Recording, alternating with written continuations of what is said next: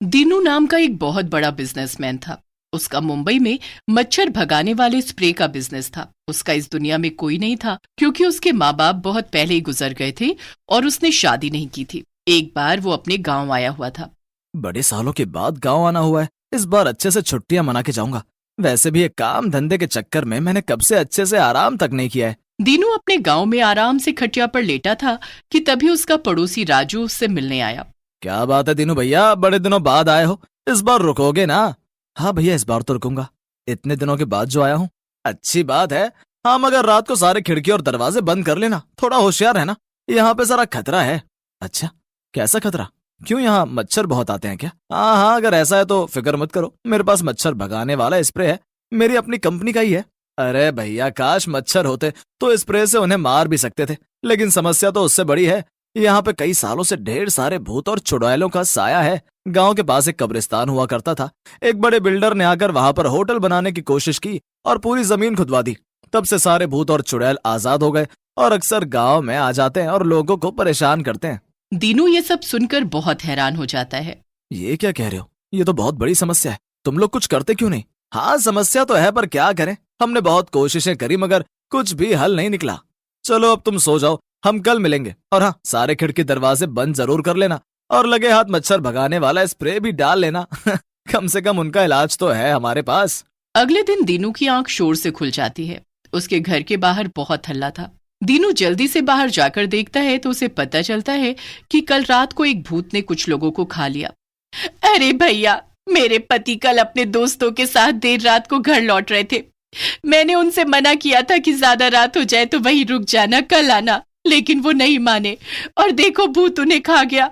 न जाने कब तक हम इन भूतों से डरते रहेंगे। पता नहीं इनसे बचने का क्या इलाज है। दीनू ये सब देखकर बहुत परेशान था और वो पूरे टाइम ये सोचता रहता है कि आखिर इन भूतों से छुटकारा कैसे पाया जाए। अगले दिन वो सुबह सुबह तैयार होकर शहर जाने के लिए निकलता है।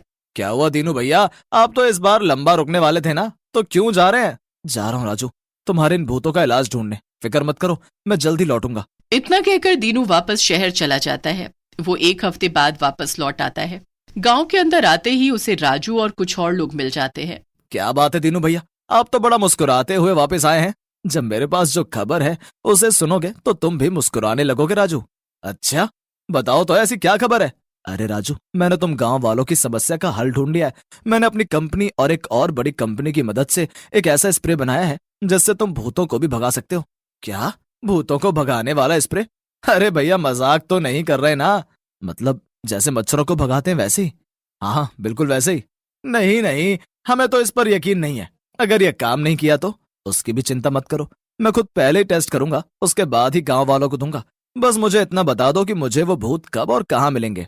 फिर राजू और कुछ और गांव वाले देर रात को दीनू के घर पर ही छुपे हुए थे। वो खिड़की से भूतों के आने की राह देख रहे थे। जैसे ही आधी रात हो गई, एक भूत वहां आ गया। क्या बात है, आज तो यहाँ कोई भी नहीं दिख रहा। लगता है आज भूखा ही रहना पड़ेगा। तभी दीनू जल्दी से अपने घर के बाहर आ गया। ओह, ये रहा मेरा शिकार। चलो अच्छा है तू आ गया। अब मैं तुझे खाकर अपना पेट भरूंगा। वो तो देखते हैं कि कौन किसका शिकार है। इतना कहकर दीनू ने अपना भूत भगाने वाला स्प्रे निकाला और भूत के ऊपर छिड़क दिया। आ, आ, आ, मुझे मुझे बहुत जलन हो रही है। ये क्या है? तेरी खैर नहीं है, रुक। लेकिन इसके पहले भूत कुछ कर पाता, दीनू ने फिर से उस पर स्प्रे कर दिया और भूत जलन से तड़पता हुआ वहां से भाग गया। राजू और बाकी गांव वाले दीनू के घर से बाहर आए और सब बहुत खुश थे। कमाल कर दिया आपने तो दीनू भैया, इस भूत की तो हालत खराब ही हो गई। सच में लगता है हम सब अब चैन से जी पाएंगे। हाँ, अब किसी को भी भूत या चुड़ैल से डरने की जरूरत नहीं है। अब से तुम सब आजादी से बिना डर के जी सकोगे। सारे गांव वाले दीनू की बहुत बड़ाई करते हैं और अगले दिन से सभी के पास एक एक भूत भगाने वाला स्प्रे था। अब कोई भी भूतों से डर नहीं रहा था, बल्कि सारे भूत गांव वालों से डर डर कर भाग रहे थे। कई दिन बीत गए और सब अच्छे से चल रहा था, लेकिन एक गांव वाला था भोलू, जो कि बड़ा लालची था। साथ ही साथ वो दीनू से बहुत जलता भी था। जरा देखो तो इस दीनू को, मुंबई में अपनी इतनी बड़ी कंपनी खड़ी किया है और अब आ गया है गांव में भी अपना बिजनेस फैलाने। सारे गांव वालों को स्प्रे बेचकर अब क्या लखपति से करोड़पति बनना चाहता है ये।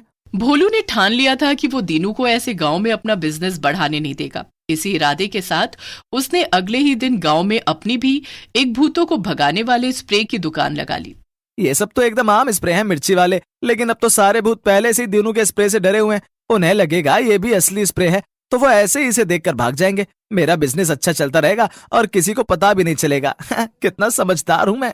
भोलू ने लोगों को बेवकूफ बनाकर कई स्प्रे बेच दिए। रात हो गई थी और भोलू अपनी दुकान बंद करके घर चला गया। सुनीता नाम की एक औरत रात को अपने घर जा रही थी। रात तो काफी हो गई, लेकिन डरने की कोई बात नहीं है, क्योंकि मेरे पास तो ये भूत भगाने वाला स्प्रे है ना। आने दो भूतों को, एक एक पर पकड़ पकड़ कर स्प्रे मारूंगी। तभी वहां दो भूत एक साथ आ जाते हैं। वो सुनीता को घूरने लगते हैं। भूत? ओ नहीं, तुम मेरा कुछ भी नहीं बिगाड़ सकते हो। देखो, मेरे पास ये स्प्रे है। हाँ, अगर तुम आगे आए तो मैं इसे तुम पर छिड़क दूंगी। सुनीता स्प्रे निकाल कर खड़ी थी, लेकिन जब एक भूत उसकी तरफ बढ़ा तो सुनीता ने उस पर स्प्रे छिड़क दिया, लेकिन भूत को कुछ भी नहीं हुआ। ये देखकर सुनीता बहुत डर गई। अरे अरे, ये क्या हो रहा है? ये भोलू का स्प्रे काम क्यों नहीं कर रहा है? अरे ये भूत मुझे कच्चा चबा जाएंगे। बचाओ, कोई बचाओ। सुनीता भागने की कोशिश करती है, लेकिन दोनों भूत उसे पकड़ लेते हैं और मारकर खा जाते हैं। अगले दिन सारे गांव में हल्ला हो जाता है कि दीनू का स्प्रे अब भूतों पर काम नहीं कर रहा है। दीनू भैया, ये सब क्या हो रहा है? तुम्हारा स्प्रे अब काम क्यों नहीं कर रहा? एक औरत थी सुनीता, उसे कल रात भूतों ने खा लिया, जबकि उसके पास स्प्रे भी था, लेकिन भूत उससे डरकर भागे नहीं। नहीं राजू, ऐसा नहीं हो सकता है। मेरा स्प्रे एकदम ठीक है, बात कुछ और ही है। दीनू भैया, कहीं तुमने हमारे साथ धोखा तो नहीं किया है ना? पहले अच्छे से स्प्रे दिया और बाद में खराब, जो कि काम ही नहीं करते हैं। कुछ भी मत बोलो, मैं भला ऐसा क्यों करूंगा? लगता है मुझे तुम लोगों की मदद ही नहीं करनी चाहिए थी।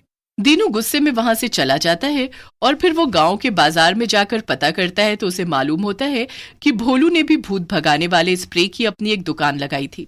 हाँ भैया, कल हम सब ने देखा है कि वो भोलू यहाँ अपने स्प्रे की दुकान लगाया था और उसने बहुत स्प्रे बेचे थे, और मुझे अच्छे से तो याद नहीं, लेकिन शायद सुनीता ने उसी से स्प्रे खरीदा था। देखा राजू, मैंने कहा था ना, ये सारा किया धरा उस भोलू का है। उसने लोगों को नकली स्प्रे बेचा और उसी का नतीजा ये है कि सुनीता की जान गई। देखो, ये लोग तो उल्टा मुझ पर ही शक कर रहे हैं। हाँ दीनू, तुम सही कह रहे हो। चलो फिर जल्दी से सब लोग उसके घर चलो और उसे सबक सिखाते हैं। उसने बहुत बड़ी गलती की है, इसकी सजा उसे जरूर मिलेगी। दीनू और बाकी गांव वाले भोलू के घर जाते हैं। भोलू अपना घर बंद करके भाग रहा था, लेकिन गांव वालों को आता देख वो भाग ही नहीं पाया। गांव वालों ने उसे पकड़ लिया और खूब मारा। तुझे शर्म नहीं आई भोलू? तेरी वजह से एक औरत की जान चली गई। क्या किया तूने ऐसा? मुझे माफ कर दो दीनू भैया, मैं मानता हूँ कि मुझसे बहुत बड़ी गलती हो गई। पैसे के लालच में मैंने ये सब किया, मुझसे गलती हो गई, माफ कर दो मुझे। तू अब दोबारा कभी इस गांव में दिखाई मत देना, वरना तुझे भूतों के हवाले कर देंगे, समझा? निकल जा यहाँ से। इसके बाद भोलू गांव हमेशा के लिए छोड़कर चला जाता है। साथ ही साथ सारे गांव वालों को भी ये सबक मिल जाता है कि उन्हें सिर्फ दीनू के बनाए हुए स्प्रे ही लेने हैं। उस दिन के बाद से गांव में किसी की भी जान भूतों की वजह से नहीं गई।